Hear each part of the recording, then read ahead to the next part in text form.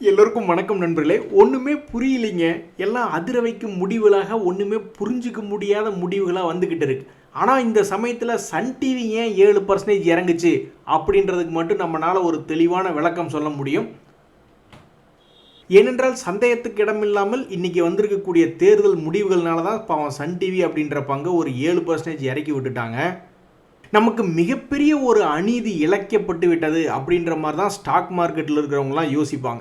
ஏன் அப்படின்னு பார்த்தீங்கன்னா, நம்மளுடைய மார்க்கெட் ஏறினதே கொஞ்சம், அதையும் இப்போ மத்தியானம் பார்க்கும்போது இழந்து விட்டு வெறும் 111.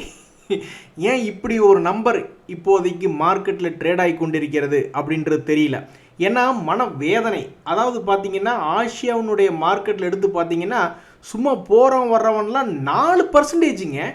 ஆனால் 1778 பாயிண்ட் ஏறி இருக்கானுங்க இந்த தைவான் வெயிட்டட் இண்டெக்ஸு. அது போக இந்த காஸ்பி இண்டெக்ஸ் எடுத்து பார்த்தா அவனும் ஒரு 5% ஏறி இருக்கான். நம்மளுக்கு கிடைச்சிருக்கிறது மிக சொற்பமான வெறும் 111 பாயிண்ட்டுகள் தான் ப்ளஸ் அப்படின்னு ட்ரேட் ஆகி கொண்டு இருக்கக்கூடியது நிஃப்டி. ஸோ இன்றைக்கி பல பேர்த்துக்கு ஏமாற்றமாக இருக்குது, பல பேர்த்துக்கு மகிழ்ச்சிகரமாக இருக்குது. ஏன் அப்படின்னு பார்த்தீங்கன்னா,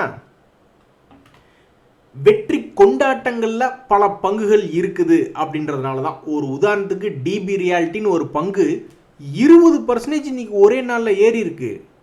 ஸோ இந்த 2026 பார்த்தீங்கன்னா இந்த பங்கு ரொம்பவும் சரிவில் இருந்தாலுமே 2 ரவுண்டு போயிட்டு இருந்திருக்கான். ஒரு முறை 40% ஏறினானுங்களா, மறுபடியும் சரிவடைஞ்சு அதே நிலையிலிருந்து இன்னைக்கு கணக்கு பார்த்தா 46% என்பது ஏறி இருக்கு.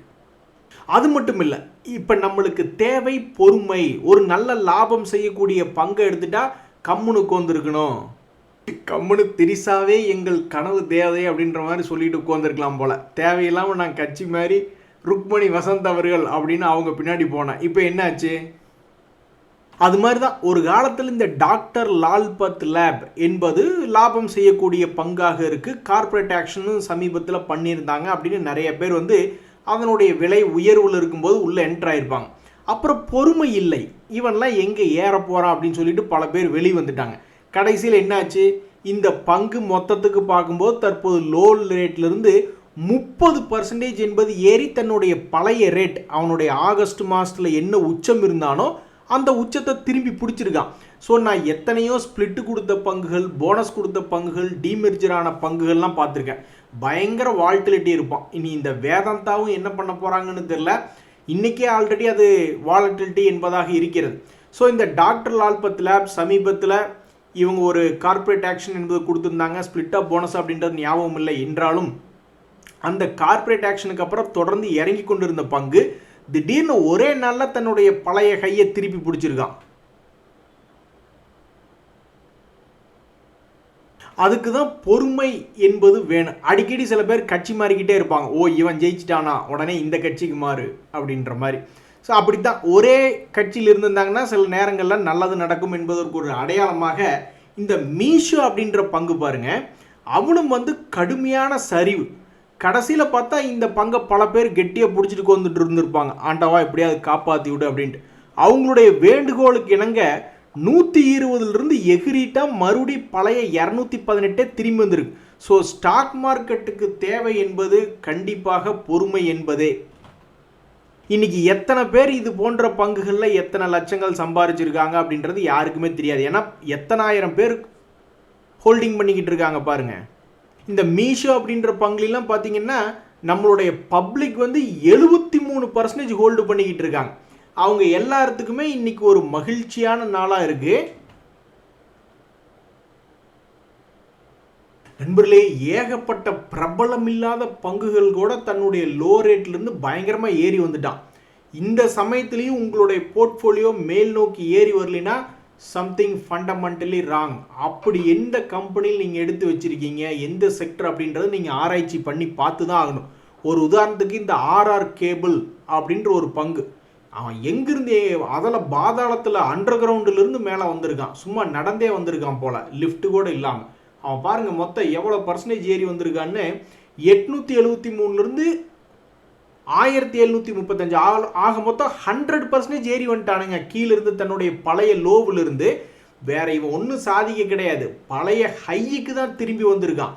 அப்படி திரும்பி வந்த பொழுது அவன் 100% என்ற ஒரு முன்னேற்றத்தை கொடுத்துருக்கான். சரி, அது எவ்வளவு பர்சன்டேஜ் கீழே இறங்கிச்சு தன்னுடைய உச்சியிலிருந்து அப்படின்னு பார்த்தீங்கன்னா சரியா 55% என்பது இறங்கிய இந்த ஆர்ஆர் கேபிள் திரும்பி தன்னுடைய பழைய விலையை தொட வந்த பொழுதே 100% என்பது சம்பாதிச்சு கொடுத்துருக்கு. அதே மாதிரி தான் இந்த செம் இந்தியா ப்ராஜெக்ட்ஸ் அப்படின்றது நிறைய பேர் கேள்விப்பட்டிருக்கவே மாட்டாங்க. ஏன்னா இப்போதான் பேரை மாற்றி வச்சுக்கிட்டாங்க. முதல்ல ஐடிடி சிமெண்டேஷன் அப்படின்ற பெயர் இருந்தது. தற்போது செம் இந்தியா ப்ராஜெக்ட்ஸ் அப்படின்னு பேர் வச்சுக்கிட்டாங்க. இந்த பங்குமே ஒரு காலத்தில் என்ன வந்துச்சு அப்படின்னு பார்த்தீங்கன்னா தன்னுடைய உச்சையிலிருந்து 45% என்பது இறங்கிடுச்சு. இப்போ போய் நம்ம கணக்கெடுத்து பார்த்தோம்னா 80% தன்னுடைய லோலிருந்து ஏறி வந்திருக்கு. ஸோ இத்தனை பிரபலம் இல்லாத பல பங்குகள் மேலே ஏறி வந்திருக்கும் பொழுது உங்களுடைய போர்ட்ஃபோலியோ இந்த மாதிரி ஒரு பெரிய அளவில் ஏறி வரவில்லை என்றால் கண்டிப்பாக இது ஒரு ஏமாற்றமான தருணம் தான். அதுக்காக மனசு சோர்ந்து போயிடலாமா? கூடாது. சரி, இந்த குவார்ட்டர்லி ரிசல்ட் இல்லையா, அப்போ இனி அடுத்த குவார்ட்டர்லி ரிசல்ட் வரும்போது ஏதாவது உதவியாக இருக்குமோ அப்படின்னு பார்த்துட்டு போக வேண்டியதான். இதுக்காகலாம் மனம் தளர்ந்து விட முடியுமா? ஒன்றுமில்லை. இந்த டெக் மஹிந்திரா அப்படின்ற பங்கு மிக மிக வலிமையான பங்கு. டிசிஎஸ்னால முடியல, இன்ஃபோசிஸ்னால முடியலை, அதாவது அவங்க லாபம் இந்த கம்பெனியோட அதிகமாக பண்ணுறாங்க. ஆனால் ஷேரினுடைய விலையில் போட்டி போடுறதுக்கு டெக் மஹிந்திரா கூட இன்னும் எந்த ஐடி பங்கும் பிறந்து வரல. இந்த டெக் மஹிந்திராவினுடைய கடந்த கால வரலாறு அப்படின்றத எடுத்து பார்த்தீங்கன்னு வச்சுக்கோங்களேன், இது 2022களில் மிகப்பெரிய ஒரு வளர்ச்சி. அதுக்கப்புறம் கீழே விழுந்ததுக்கப்புறம் எத்தனையோ ஐடி பங்குனால மேலே வரவே முடியல. ஆனால் இவன் 2025 சமயத்தில் மேல் நோக்கி வந்துட்டான். அப்புறம் மறுபடியும் கீழே விழுந்தாலுமே மறுபடியும் இன்னொரு முறை சம்பாரிச்சு கொடுத்தது. அப்புறம் மறுபடியும் கீழே விழுந்தாலும் மறுபடியும் இன்னொரு முறை சம்பாதிச்சு கொடுத்துட்டு இப்போ தான் சமீபத்தில் கீழே இறங்கி ட்ரேட் ஆகிட்டு இருக்கான். ஸோ மிக முக்கியமான கட்டத்தில் இருக்கக்கூடிய இந்த டெக் மஹிந்திரா மறுபடியும் ஒரு முறை 2000 நோக்கி வருமா, அல்லது இன்னும் கொஞ்சம் கீழே விழுந்துட்டு அப்புறமா கீது மேல் நோக்கி ஏறி வருமா அப்படின்ற ஒரு மிகப்பெரிய ஒரு முக்கியமான இடத்துல இந்த டெக் மஹிந்திரா அப்படின்றது இருக்குது. ஒருவேளை இவன் கீழே இறங்கிட்டு அப்புறம் திரும்பி வராமல் இங்கிருந்தே ஏறிட்டான்னு வச்சிங்களேன், ஐடி துறைக்கு உண்மையிலேயே பெருமை சேர்த்தக்கூடிய பங்கு அப்படின்றது இன்ஃபோசிஸோ டிசிஎஸோ மாபெரும் ஜாம்பவான்கள் கிடையாது. இந்த டெக் மஹிந்திரா அப்படின்ற மாதிரி பெயர் வாங்கிடும். ஸோ மிக முக்கியமான இடத்துல இருக்கக்கூடிய இந்த டெக் மஹிந்திரா ஐடி துறைக்கு பெருமை சேர்க்கிறதா இல்லையா அப்படின்றத பொறுத்து இருந்து தான் பார்க்கணும். 4 வருஷமாக பெருமை சேர்த்திட்டான்.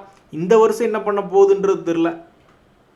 நண்பர்களே, இன்னொரு பங்கு சமீபத்தில் கும்பா குட்டியாக இருந்து கொஞ்சம் மொமெண்டம் எடுத்து மேல் நோக்கி ஏறி வந்த பங்கு அப்படின்றதுல இந்த பாலாஜி அமைன்ஸ் அப்படின்றது இருக்கு. ஏற்கனவே பல முறை இது புல்லிஷ் மொமெண்டமில் வர்றதுக்கு முயற்சி பண்ணியிருக்கு. ஒரு முறை கூட சமீபத்தில் கடந்த 2 வருடங்களில் ஒரு சாதிக்கும் அளவுக்கு கிடைக்கல அவனுக்கு வாய்ப்பு. இந்த முறை அவனுக்கு வாய்ப்பு கிடைச்சிருக்கு. இதை தக்க வைத்து கொள்ளுமா இல்லையா? அதில் பாருங்க, இந்த பாலாஜி அமைன்ஸ் அப்படின்ற பங்கு ஒரு லாபம் செய்யக்கூடிய பங்காகவும் இருந்துக்கிட்டு தான் இருக்கு. இப்படி லாபம் செஞ்சு கொண்டிருந்த பங்கு மிக கடும் சரிவுக்கு பின்னாடி இப்போ எவ்வளவு பர்சன்டேஜ் ஏறி வந்திருக்கு அப்படின்ற ஒரு தகவல் ரொம்ப முக்கியமான தகவல்.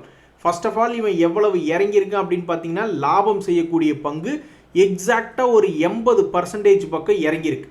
இப்படி 80% பக்கம் இறங்கிய பிறகு இப்போ எத்தனை பர்சன்டேஜ் ஏறி இருக்குன்னா கிட்டத்தட்ட 50% ஏறிட்டான். அதான் சுரேஷ்னு ஒரு நண்பர் ரொம்ப அழகாக இருக்காப்புல. இவர் என்ன சொல்கிறாருன்னா, என்னுடைய மார்க்கெட் ஸ்ட்ராட்டஜி ரொம்ப சிம்பிள் தாங்க. எந்த ஒரு பங்கு தன்னுடைய உச்சியில் இருந்து ஒரு 50லிருந்து இவர் ஸ்டார்ட் பண்ணுறாரு போல் அக்குமுலேஷன் பாயிண்டில். எந்த ஒரு பங்கு உச்சியிலிருந்து 50 to 80% உளுந்து கிடக்கிறானோ அவனுங்களை தான் நான் முதல்ல லிஸ்ட்லேயே எடுத்து வச்சு பார்த்துக்கிட்டு இருப்பேன்.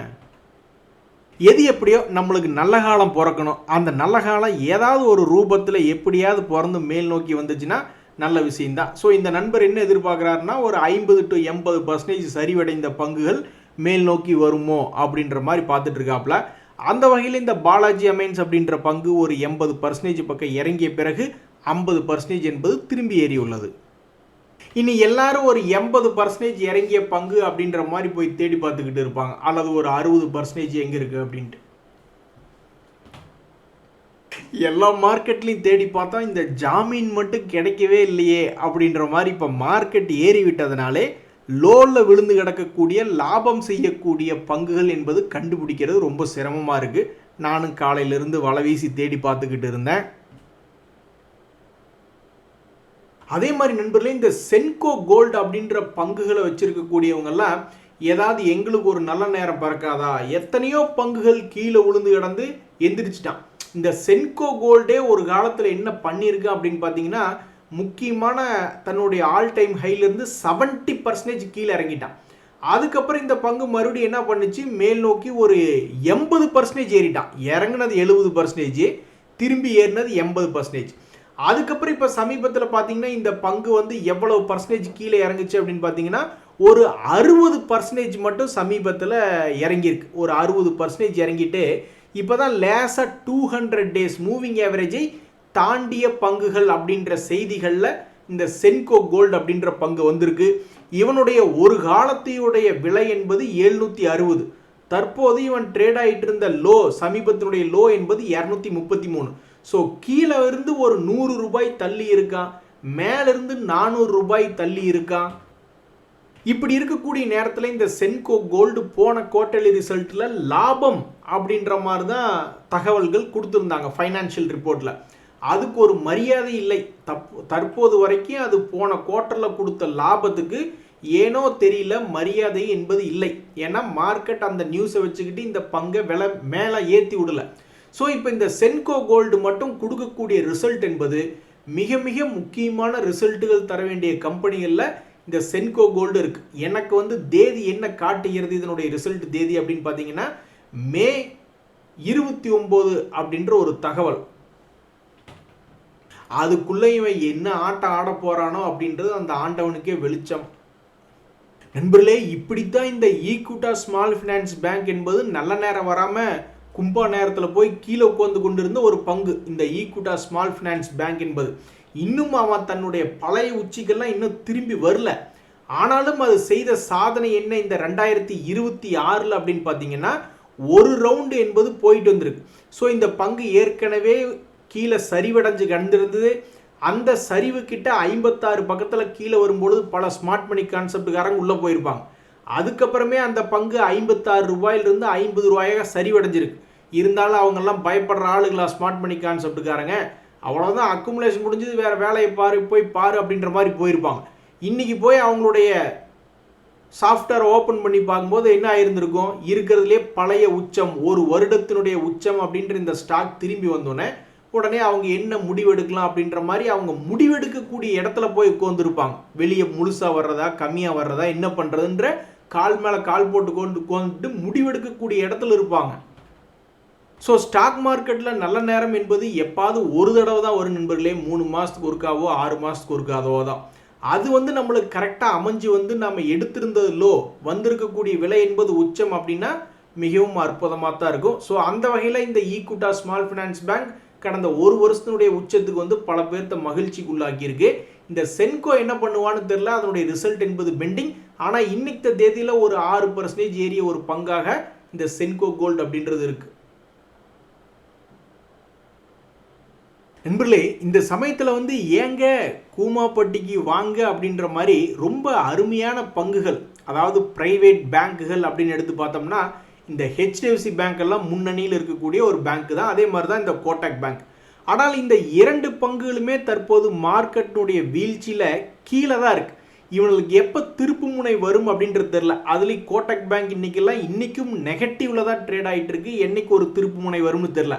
இந்த ஹெச்டிஎஃப்சி பேங்கை பொறுத்த வரைக்கும் இன்றைக்கி லேஸ் வாக்கில் சும்மா ஒரு 8 50 பைசா அப்படின்ற மாதிரி தற்போதைய நிலைமையில் வெறும் ஒரு 1 ரூபாய் அப்படின்ற மாதிரி தான் முன்னணியில் இருக்குது. ஸோ என்னைக்கு இது திரும்பி தன்னுடைய பழைய ஹையை வந்து தொடும்னு பல பேர் எதிர்பார்த்துட்டு காத்துட்டு வந்துட்டு இருக்காங்க. இருந்தாலும் இவன் இன்னும் வரமாட்டேங்கிறான். எங்களையெல்லாம் அடக்க முடியுமாயா, நாங்கள்லாம் சிங்கையா அப்படின்ற மாதிரி இந்த வேதாந்தா அப்படின்ற பங்கினுடைய தொழிலை பிரித்து விட்டுட்டாங்க, டீமெர்ஜ் பண்ணி விட்டாங்க. அப்படி இருந்துமே இந்த வேதாந்தாவினுடைய பங்கு இன்றைய தேதியை பொறுத்த வரைக்கும் பாசிட்டிவ் மொமெண்டமில் ட்ரேட் ஆகிட்டு இருக்கு. நீங்கள் மேலே பார்க்காதீங்க சார்ட்டு, அவன் இங்கே கீழே ட்ரேட் ஆகிட்டு இருக்கான். அதாவது அந்த பங்கினுடைய க்ளோசிங்லேருந்து மேல் நோக்கி தான் ட்ரேட் ஆகிக்கிட்டு இருக்கு. நேற்றத்தை க்ளோசிங் முந்தா நேற்றத்தினுடைய க்ளோசிங்கோட ட்ரேட் ஆகிட்டு தான் இருக்குது ப்ளஸில். இருந்தாலும் அந்த கம்பெனியை பிரித்து விட்டதுனால அதை ஒரு கணக்கு பண்ணி மார்க்கெட்டில் கணக்கு பண்ணி தற்போதைக்கு இதுக்கு முன்னாடி 770 ரூபாயில் இருந்த பங்கு தற்போதைக்கு 291 ட்ரேட் ஆகிட்டு இருக்கு. இந்த வேதாந்தாவிலிருந்து பிரித்து விடப்பட்ட பங்குகளுடைய ஷேர்கள் வந்து அந்தந்த எலிஜிபிள் ஷேர் ஹோல்டர்ஸ்க்கு வந்து ஒரு 30 to 45 நாளுக்குள்ள வந்து சேர்ந்துரும் அப்படின்ற மாதிரி தான் இப்போதைக்கு தகவல்கள் தெரிவிக்கின்றன. நண்பர்களே, அதே மாதிரி பிஹெச்இஎல் ஷேர் தான் இருக்கிறதுலேயே சூப்பர் ஹிட் அப்படின்ற மாதிரி சமீபத்தில் 2025 வெறும் 184 ரூபாய்க்கு ட்ரேட் ஆகி கொண்டிருந்த அந்த பிஹெச்இஎல் பாரத் ஹெவி எலக்ட்ரிக்கல்ஸ் அப்படின்ற நிறுவனம் தற்போது ஆல்மோஸ்ட் 122% ஒரே வருஷத்தில் லாபம் கொடுத்து மிகவும் ஒரு அற்புதமான ஷேராக ஷேர் ஹோல்டருக்கு இருந்திருக்கு இவ்வளோ நேரத்துக்கு. இனி இது என்ன ஆகுது அப்படின்றது பொறுத்திருந்து தான் பார்க்கணும். இன்றைய தகவல் அனைத்து உங்களுக்கு உதவி எனக்கு மகிழ்ச்சி தான். ரொம்ப நன்றி, வணக்கம்.